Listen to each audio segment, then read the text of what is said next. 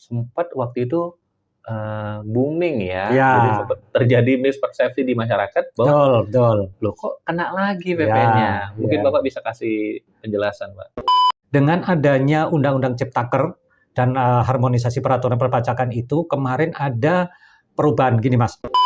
Terkait pertambangan yang di sektor kita, seperti apa perlakuannya, Pak?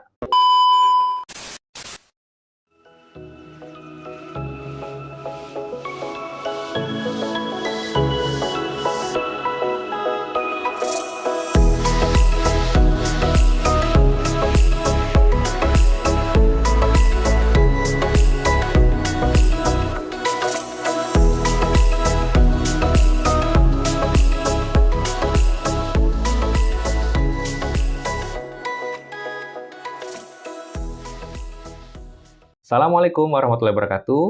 Apa kabarnya kawan pajak? Senang sekali bisa berjumpa lagi dengan saya Riko Satria dari KPP Wajib Pajak Besar 1. Nah, kali ini saya akan ditemani seorang penyuluh yang sudah tidak asing lagi, yaitu Bapak Yusuf Widodo. Apa kabar, Pak? Alhamdulillah baik, Mas Riko. Mas Riko, apa kabar juga? Sehat Alhamdulillah juga sehat. kan? Alhamdulillah, Pak, Masih sehat. semangat ya di tahun Alhamdulillah. 2023 ini kita memasuki dengan YouTube kita. Ya mudah-mudahan ini membawa semangat baru buat kita. Betul sekali, Demikian Pak. juga mungkin buat Mas Riko ya. Iya, Gimana Mas Riko? baik, Pak.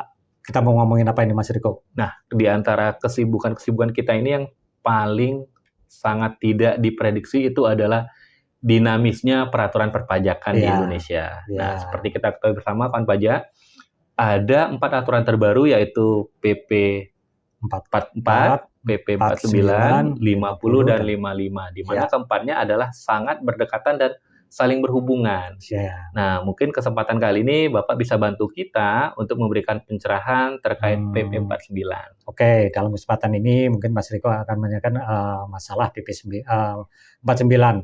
Perlu saya sampaikan juga Mas Riko, kenapa ada PP, ada 4 tadi ya? Siap. Nah, karena gini, kemarin itu sebelumnya kan ada Undang-Undang HPP, Ya, Harmonisasi Peraturan Perpajakan. benar sekali. Dan sebelumnya lagi ada Undang-Undang Ciptaker, Cipta Kerja. Benar. Jadi Undang-Undang Ciptaker, terus ada HPP. Nah, untuk pelaksanaannya, maka pemerintah mengeluarkan PP tersebut, peraturan pemerintah. Nah, untuk kali ini yang kita bahas PP 49. Iya. PP 49 itu ini Mas Ergo.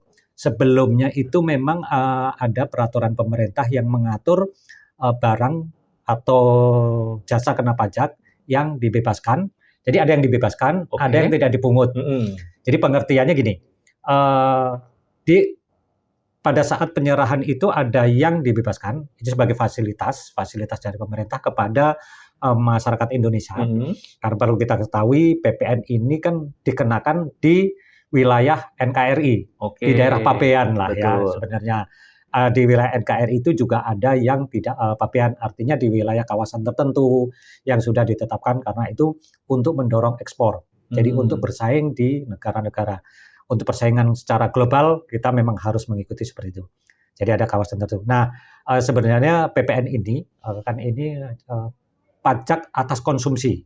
Oke. Jadi ini kita kenakan. Tapi dengan adanya Undang-Undang Ciptaker dan harmonisasi peraturan perpajakan itu kemarin ada perubahan gini Mas. Sebelum ada undang-undang tersebut itu ada barang-barang yang barang maupun jasa yang tidak dikenakan pajak. Artinya barang tersebut pada saat kita serahkan atau kita membeli atau kita menerima jasa itu tidak dikenakan pajak Memang penghasilan. tidak dikenakan di awal ya Pak ya. Nah, Oke. tapi untuk semangat untuk PPN ini kan namanya pajak pertambahan nilai. Nah, ini kan sebenarnya peralihan antara, kalau bahasa sederhananya dari penjual kepada pembeli. Oke. Ya, ada produsen kepada konsumen. Iya. Nah, gitu kan. Nah, tapi memang dipindahkan yang sebelumnya barang tersebut tidak dikenakan menjadi dikenakan. karena semangatnya PPN pada saat penyerahan barang itu sekarang menjadi barang yang dikenakan PPN. Gitu. Barang dikenakan PPN ya. Iya. Nah, tapi pemerintah tidak serta-merta atau tutup mata semua disuruh membayar PPN. Oh, jadi tidak seluruhnya dibebankan Ya, ke konsumen akhir, Pak ya? ya, karena pemerintah juga memperhatikan untuk kesejahteraan masyarakat juga, seperti kebutuhan bahan pokok, terus yang dibutuhkan masyarakat itu memang ada yang mendapatkan fasilitas, Mas. Iya. Ada fasilitas dibebaskan, ada juga yang tidak dikenakan. Oke, jadi atas dasar 2 fasilitas yang dibebaskan dan tidak dipungut itu, dan memang kebutuhan terkait perkembangan ekonomi Indonesia, maka dikeluarkanlah untuk 4 aturan tadi itu, Pak Iya. ya? Nah, ya Oke. kemudian yang Mas Riko tadi sampaikan untuk 49 ini, mungkin kalau kita kembali ke awalnya, PPN itu kan pajak pertambahan nilai. Jadi perpindahan barang lah. Kalau mohon maaf Mas Riko ya, kalau saya menyebutkan barang, artinya di sini peralihan barang dan juga jasa ya. Oh, dan juga Nah, jasa, ada jasa oke. nanti biar ini penyebutannya nggak terlalu panjang. Baik, Pak. Jadi pada saat pengalihan barang dan jasa itu, barang itu memang ada yang gini, untuk pengenaannya itu ada yang dikenakan nilai tertentu, Nilai tertentu, terus ada yang dikenakan tarif normal. oke, Sekarang tarif normalnya 11% ya, betul sekali, Bapak. jadi tidak 10% lagi. Terus ada yang terutang dengan fasilitas dibebaskan. Dibebaskan, Ada yang terutang dengan fasilitas tidak dikenakan. tidak dikenakan. Ada juga yang terutang tapi tarifnya 0%. Ini khusus untuk ekspor. Oke. Nah, mungkin gini Pak Mas Eko ya, perlu saya sampaikan kenapa ada yang 11, ada yang 0. Itu kan kalau 0 dari filosofi atau apa ya, pengenaan PPN sendiri itu begini. Pada saat kita menyerahkan atau memberikan jasa itu yang terutang PPN, pada saat itu bisa dikenakan PPN, itu atas barang-barang yang untuk memproduksi tersebut, itu bisa dikreditkan. Oke. Contoh simpelnya begini Mas Riko. Baik. Saya produsen garment. Oke, Ya, produsen garment. Jadi kan pada saat saya membuat garment itu kan saya membeli dulu dong bahan-bahannya. Bahan-bahan, ya. Mungkin kain, Betul. terus Benang, mungkin ya, Pak, ya. benang, ataupun kancing atau Betul. aksesoris itu Ya. kan. Pada saat saya membeli, jadi kalau saya menjual itu barang produksi saya itu terutang PPN, itu kalau yang terutang itu maka apa yang saya bayarkan atas pembelian kain Sebelumnya tadi. pajak masukannya bagi saya Ya. itu bisa dikreditkan. Oke. Nah, makanya ekspor itu kalau nggak dikenakan walaupun 0%, itu nanti tidak dapat dikreditkan. Kasihan kan, kasihan sih saya sebagai produsen itu. Oh iya, Nah, benar sekali, Pak. berkenaan dengan itu juga, makanya kan gini. Nah, di 49 ini mengatur apa yang PPN yang dibebaskan dan tidak dipungut. Nah, saya tegaskan lagi, itu tadi yang 11, kalau yang 11 kan normal ya, ada Ya. PMPK, Betul. pajak masukan, pada saat saya beli barang, pada saat saya menjual itu pajak keluaran, itu bisa dihitung. Jadi besaran mana? Besaran yang saya memungut karena saya menjual, atau besar mana yang saya sudah bayarkan karena saya membeli barang. Oke. Nah, kalau besar yang saya memungut karena menjual, berarti nanti pelaporan saya ada kurang bayarnya. Ada Nah, kurang itu bayar bayarnya. harus kita lunasi Kita seperti itu, Pak, lunasi ya. seperti itu. Nah, kalau yang dibebaskan, kalau seandainya tadi penyerahan barang tadi, ini kalau penyerahan saya lebih memberikan contoh yang lebih spesifik ya Mas Riko ya. Untuk buku pelajaran atau buku agama atau kitab itu kan memang dibebaskan penyerahannya. Nah, pada saat saya membeli kertas, tinta dan lain sebagainya untuk memproduksi buku pelajaran itu, nah itu kalau dibebaskan kan saya penyerahan buku pelajarannya kan dibebaskan. Betul. Berarti pada saat saya membeli kertas dan lain sebagainya itu kan ada PPN-nya. Itu tidak dapat dikreditkan. Kalau tidak bisa kita kreditkan, apa yang kita dapat, Pak? Nah, fasilitas tersebut. Nah, jadi pada saat karena saya tidak bisa mengkreditkan, kan saya tidak mau dong membawakan itu. Makanya itu masuk sebagai biaya untuk perhitungan PPh kami. Gitu. Oke. Jadi ada jalan keluarnya ketika memang dibebaskan, tidak bisa kita kreditkan, Ya, maka masuk akan menjadi HPP untuk. Jadi contoh kan seandainya kertas itu harganya 100. Ya. Kan saya membayarnya 100 plus 11%. Ya. Nah, saya menghitungnya PPN-nya HPP-nya berarti 111. Include PPN-nya, Nah, Pak, itu. ya, oke. Ada yang menarik nih, Pak. Tadi udah di-spill sama Pak Yusuf Iya. terkait buku. Nah, Ya. untuk kemajuan saat ini kan salah satunya digital, Pak. Iya. E-book, electronic book, apakah itu memang termasuk fasilitas yang dibebaskan? Ya. Misalkan buku tersebut terkait misalnya jurnal ekonomi ataupun majalah fotografi yang memang ada nilai komersialnya. Nah, kembali lagi Mas, kalau kita melihat di aturannya, ini kan buku pelajaran. Ya. Buku pelajaran Oh. agama atau kitab suci itu. Ya.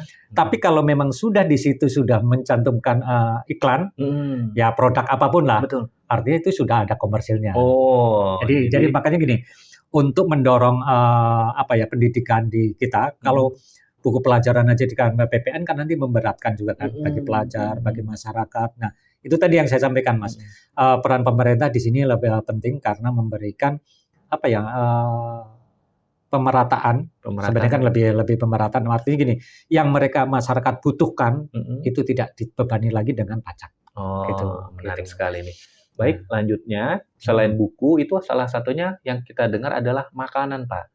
Ya. Nah, bahan makanan yang sempat waktu itu booming ya. Ya. Jadi sempat terjadi mispersepsi di masyarakat bahwa Betul. loh kok kena lagi PPN-nya. Mungkin ya. Bapak bisa kasih penjelasan, Pak. Nah, oke, sebelum ke topiknya itu perlu saya sampaikan gini.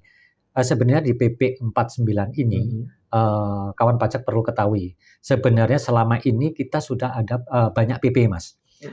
Terutama PP 146 yang sudah dirubah dengan PP 38 yaitu untuk BKP tertentu dan JKP tertentu.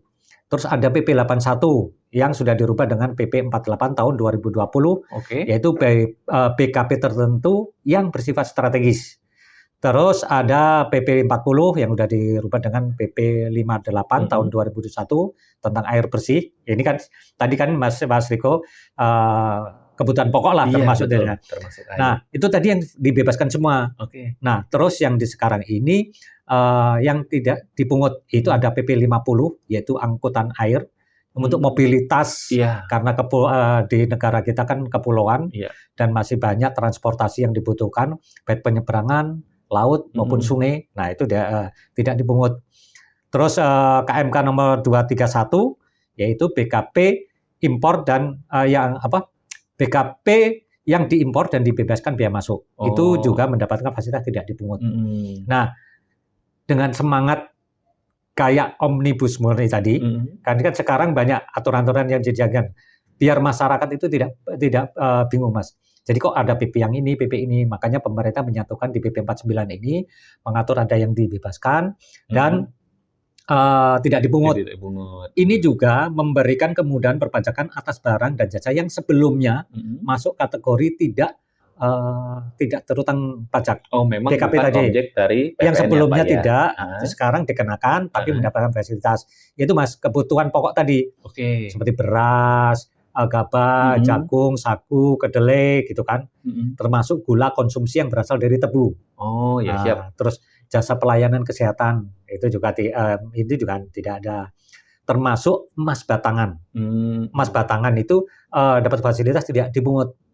Tidak dipungut ya. Sehubungan dengan devisa negara, Pak ya. Ya, itu benar sekali. Ini itu kepentingan cadangan devisa selain untuk cadangan devisa negara. Artinya kalau Mas Riko itu membeli emas batangan, itu berarti tidak dipungut. Gitu. Jadi seperti itu ya. Ini kan kalau di sini kini saya bacakan ya biar ini emas batangan selain untuk kepentingan cadangan devisa negara, PPN tidak dipungut. Artinya untuk cadangan devisa negara memang tidak dikenakan pajaknya. Kalau misalnya contoh secara pribadi, kawan pajak ataupun saya itu berinvestasi melalui emas memang berbentuk batangan, Pak. Tapi untuk pribadi nih, apakah ini mendapatkan fasilitas yang? Karena kan ini yang di aturan 49 ini ya, makanya saya bacakan biar tidak salah. Emas batangan selain jadi PPN tidak dipungut untuk emas batangan. Jadi yang dapat fasilitas itu semua emas batangan selain untuk kepentingan cadangan devisa negara. Jadi untuk cadangan devisa negara yang dikecualikan tadi itu malah sekali. tidak dikenakan gitu loh. Jadi gitu. Tadi Bapak juga udah menyebutkan salah satunya adalah layanan kesehatan, Pak. Nah, apabila nih misalnya kita sebagai penggiat pencinta binatang nih. Nah, Ya. kalau saya kan biasanya miara kucing, terus dia sakit nih kucing saya, apakah layanan jasa kesehatan untuk hewan peliharaan juga diatur nih di PP 49 kita ini? Itu dikecualikan ya, Mas. Oh, Jadi kayaknya yang hobi, ya kan heeh, semangat pemerintah ini kan yang untuk kebutuhan. Karena mhm. itu sudah masuk hobi.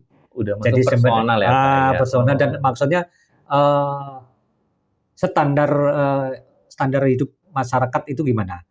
Maksudnya mhm. gini, itu kan hobi berarti sudah bukan kebutuhan primer lagi, Bukan primer bukan dah. primer dan sekunder kalau saya bilang kan, gitu kan. Heeh. Artinya ini yang dibatasi itu. Ya kayak saya sampaikan tadi, barang kebutuhan pokok tadi kan ini barang kebutuhan pokok itu beras, Mhm. kan memang dibutuhkan setiap orang seperti itu. Iya. Nah kalau kayak hewan piaraan Mhm. itu kan tidak setiap orang. Dan tidak semua juga. Iya, kayak gini aja, Mas Riko suka, pelihara kucing, saya kebetulan nggak suka. Oh, Atau iya. suka saya mungkin pelihara, Mhm. hewan lain gitu Mhm. kan, mungkin anjing, Mas Mhm. Riko juga enggak. Artinya kan Mhm. ini sudah lebih, Tidak spesifik berlaku umum ya, iya gitu Pak ya. Mas, gitu. Oke. Tapi menarik Pak, ini ada satu yang terlintas di saya, salah satunya kebutuhan pokok beras. Nah, kalau beras kita melihat memang semua orang, umumnya Indonesia beras ya Pak. Tapi kalau misalnya pada level tertentu, ada pada rumah makan tertentu yang dia pakai onigiri seperti itu Pak, atau yang memang udah mungkin masuk ke middle atau high levelnya dari restoran seperti itu. Bagaimana perlakuan beras tersebut Pak? Nah, sama kayak tadi Mas, Hmm, sama kayak tadi Mas Riko menyampaikan kan, kalau untuk makanan atau ini, kesehatan untuk mhm, binatang piaraan, mhm, ya hobi, mhm. sama Mas ini diberlakukan. Ini Kembali artinya lagi yang apakah berlaku umum untuk ya artinya oh, kalau apakah, kalau kayak beras, mohon maaf ya anggap aja seluruh Indonesia itu makan beras, iya, kebutuhan pokok. Kan kalau dia tidak ada beras kan agak repot, gitu loh. betul sekali. Sementara kalau dia tidak ada kan nggak masalah. Hmm, Jadi, ya artinya gini, kalau memang kamu mau memang merasakan yang lebih nikmat, ya membayarnya lebih gitu loh oh iya, Mas, gitu. Gitu. Jadi, mungkin, perlu saya tambahkan tadi Mas Mas Riko, 49 tadi kan, iya, mengaturnya itu. Nah, 49 itu kalau nggak salah ada 11 bab. 11 Bab. Bab pertama itu kayak ketentuan umum lah, Iya, ya Pak. sedangkan pengertian-pengertian. Sementara kalau untuk bab 2 itu mengatur fasilitas dibebaskan atas penyerahan dan penyerahan barang kena pajak tertentu Tertentu, dan penyerahan jasa kena pajak tertentu. mhm. Itu bab 2. Yang bab 3 Kalau bab 3-nya? itu penyerahan fasilitas yang dibebaskan atas penyerahan barang kena pajak tertentu yang bersifat strategis. Yang Mhm. dua tadi cuman barang tertentu. Iya, Yang ini ini yang bab 3 barang tertentu yang strategis. strategis. Ya, itu Oke, penyerahan impor atau penyerahan iya. barang. Nah, yang keempat itu pemanfaatan jasa kena pajak. Oke, terkait jasa ya, Pak, Jasa ya? kena Oke, pajak mhm. tertentu yang strategis. Oh, Gitu. mhm mhm. Nah, terus selanjutnya ini untuk fasilitas, nah kan 2, 3, 4 tadi yang dibebaskan, ya kan? Mmm, Nah 5 yang tidak dikenakan. tidak dikenakan, Pak, ya? Ya, tidak dikenakan itu impor dan penyerahan BKP maupun pemanfaatan JKP. JKP JKP tertentunya, tertentu ya strategis. strategi. Nah, pemanfaatan tuh gini Mas, kenapa ada apa namanya pemanfaatan? Karena pemanfaatan jasa ini tidak menutup yang jasa yang ada di Indonesia saja. Hmm, Contoh mungkin kayak Mas Riko, buka internet segala mhm macam, provider-nya kan biasanya dari luar negeri. mhm. Jadi bisa saja jasa yang ada di Indonesia maupun yang ada di luar daerah pabean. Daerah luar pabean Oh, itu, heeh, komplek tadi kan saya iya, sampaikan bisa dari luar negeri mhm. atau dalam negeri tapi di kawasan tertentu tadi. Oh, jadi misalnya suatu perusahaan yang menyewa atau Ya me memanfaatkan, memanfaatkan jasa ya misal nih Pak, ya keamanan server antivirus yang bisa. memang pusatnya di luar negeri, Nah, seperti itu. ya, karena kan gini Mas, sekarang ini di zaman sekarang ini teknologi yang sudah maju, kita sudah tidak bisa lagi membatasi apa ya pemanfaatan jasa itu dari Mhm. bahan aja. Karena kayak bisa di dunia maya kan gitu Iya, kan, malah ada yang bilang dunia dalam genggaman kita, ya kan kalau betul kita sekali sudah Pak. punya laptop Mhm, ataupun HP yang ada jaringan internet semua sudah. semua bisa kita Nah, akses ya Pak ya. tapi pemanfaat balik lagi Mas, itu Mhm, dimanfaatkan di dalam negeri. Kalau Mas mmm, Riko ada di dalam negeri kan berarti masyarakat Indonesia yang menggunakan, iya, itu yang dikenakan gitu oke, loh, seperti itu. gitu. Terus yang selanjutnya yang bab 6 itu impor BKP yang dibebaskan atas pemungutan biaya masuk. itu juga mendapatkan fasilitas tidak dipungut. Tidak dipungut Pak Ya. atas impor BKP dari Nah, bea itulah, masuk tersebut ya, Pak, ya. itulah intinya. Makanya diperinci semua fasilitas yang ada yang sebelumnya terpisah, ada PP mengatur yang dibebaskan, ada yang tidak dipungut. Nah, ini digabungkan jadi satu. Nah, ini memang di sini juga diatur masalah pengkreditannya gimana. Pengkreditan tadi saya sudah sampaikan. Pengkreditan itu apabila penyerahannya dibebaskan, maka dia tidak boleh untuk dikreditkan. Mengkreditkan PM perolehan barang untuk menghasilkan barang tersebut. Betul, ya. Tapi kalau tidak dipungut masih boleh. Masih boleh dikreditkan Pak ya untuk masih boleh dikreditkan pada lawan transaksi selanjutnya ya. Gitu. Okay. Jadi artinya tidak semua serta-merta pajak yang terutang semua bisa dikreditkan. Tergantung fasilitasnya itu.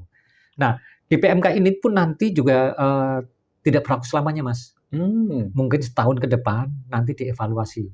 Oke, ada pengawasan ya Pak ya. Pengawasan dari. Ya, dan pengawas ini nanti ke Kementerian Keuangan. Jadi apakah dilihat PMK ini memberikan dampak positif atau mungkin ada side effect ya, efek samping dari pemberlakuan ketentuan ini. Nah, seperti itu. Akhirnya pengerti gini, yang evaluasi ini bisa menambah jenis barang yang memperluas atau mengurangi.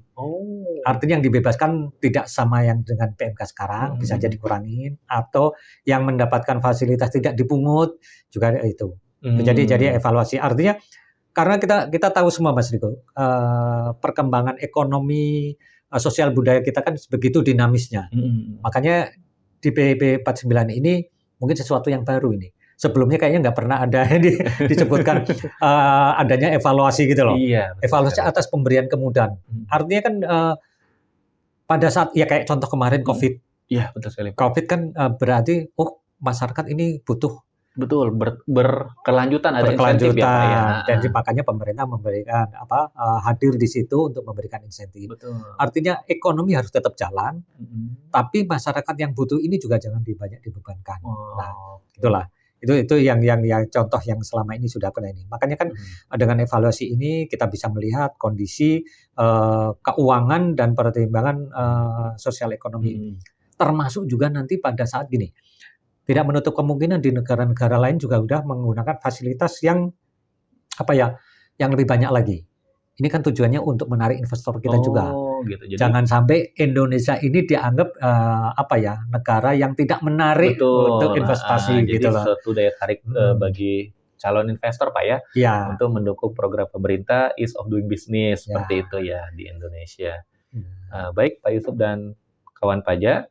Ada hal yang menarik juga Pak di pikiran saya yang sehubungan dengan wajib pajak di lingkungan kita nih di wajib pajak KPP wajib pajak besar 1 yaitu masalah pertambangan Pak. Nah kalau memang kita ketahui bersama itu kan mulai November 2020 batu bara memang sudah menjadi BKP.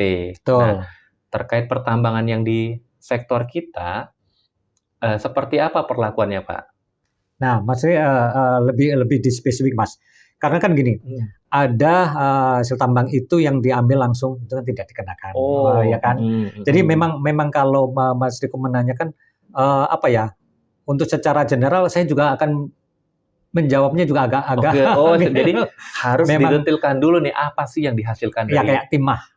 Kalau timah kan memang dibebaskan Mas, ya kan.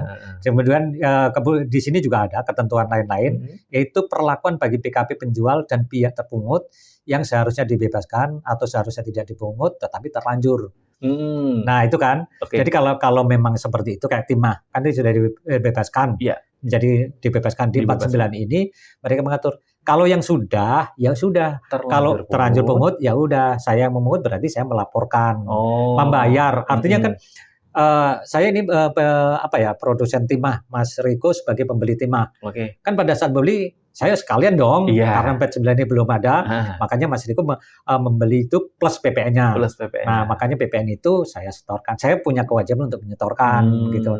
Mas Riko karena sudah terlanjur bisa mengkreditkan, gitu. Jadi memang ada aturan yang mengatur masa peralihan, mulai dari 1 April Bapak ya, sampai dengan sebelum berlakunya PP 49 ini. PP ini berlaku 12 Desember. Jadi sampai dengan 11 Desember itu Mas batasannya.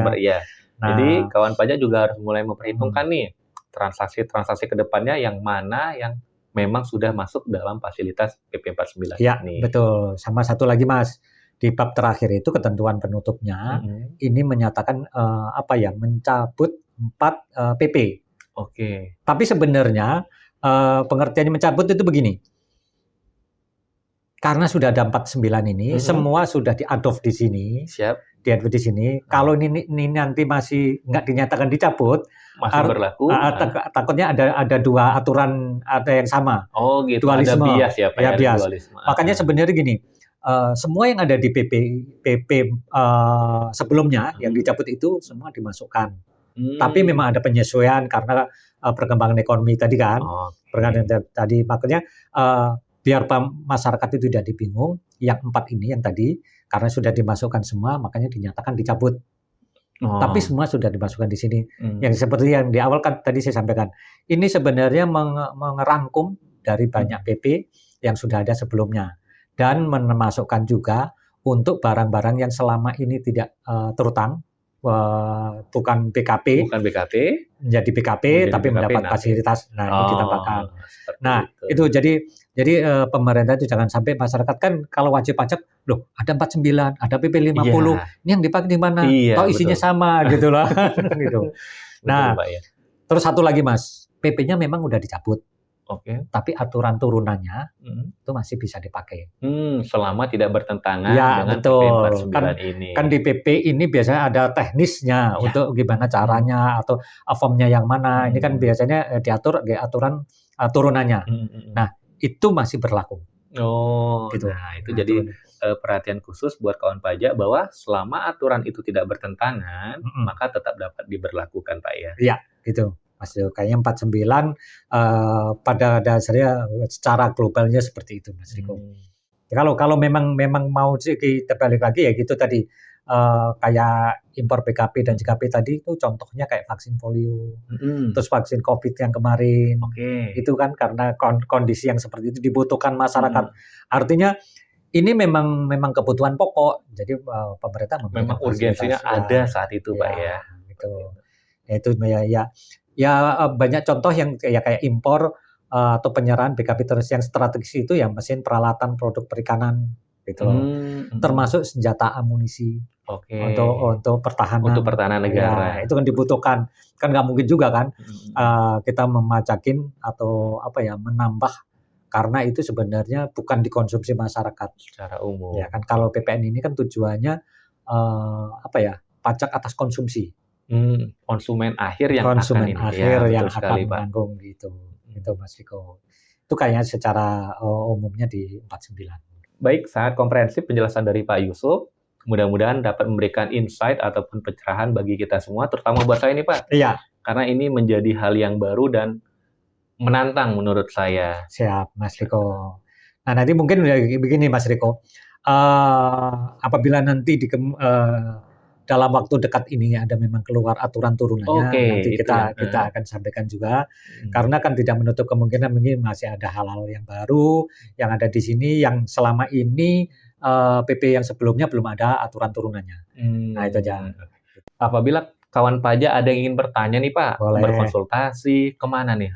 Boleh nanti komen di kita atau mungkin bisa menghubungin di penyuluh di KPP Wajib Pajak Besar 1 gitu aja. Ada medsos kita juga Mas Riko. Ada IG, ada Twitter kan kita. Jadi sudah kita sediakan berbagai kanal ya Pak ya untuk berkonsultasi bagi wajib pajak maupun kawan pajak yang ingin atau interest terkait perpajakan. Betul Mas. Update. Kita terbuka nanti akan memberikan pemahaman apa yang menjadikan yang kurang pahamnya dari wajib pajak yang ada di LTO 1 maupun yang lain. Gitu. Terakhir Pak Yusuf, kita ingin ada closing statement Pak. Untuk kawan pajak semua dan kita. Untuk kawan pajak semua, mungkin perlu saya ingatkan kembali, dengan keluarnya PP 49 ini, mungkin kita perlu memperhatikan, terutama barang-barang atau jasa yang sebelumnya tidak terutang pajak, sekarang terutang pajak. Tapi tetap itu tidak akan menambah atau menambah harga atau membebani secara ekonomi karena mendapatkan fasilitas dari pemerintah baik yang dibebaskan maupun tidak dipungut. Mungkin itu aja Mas dari saya. Baik Pak Yusuf, terima kasih penjelasannya pada kesempatan kali ini. Izinkan saya menyampaikan kesimpulan bahwa PP 49 ini merupakan penyederhanaan dan penyempurnaan dari beberapa aturan sebelumnya yang juga memberikan ruang luas dan kepastian hukum terkait perlakuan PPN di Indonesia. Sekian dari kami, saya Riko Satria. Dan saya Yusuf Widodo. Assalamualaikum warahmatullahi wabarakatuh. Pajak Pajak kuat, kuat, Indonesia Indonesia maju. maju.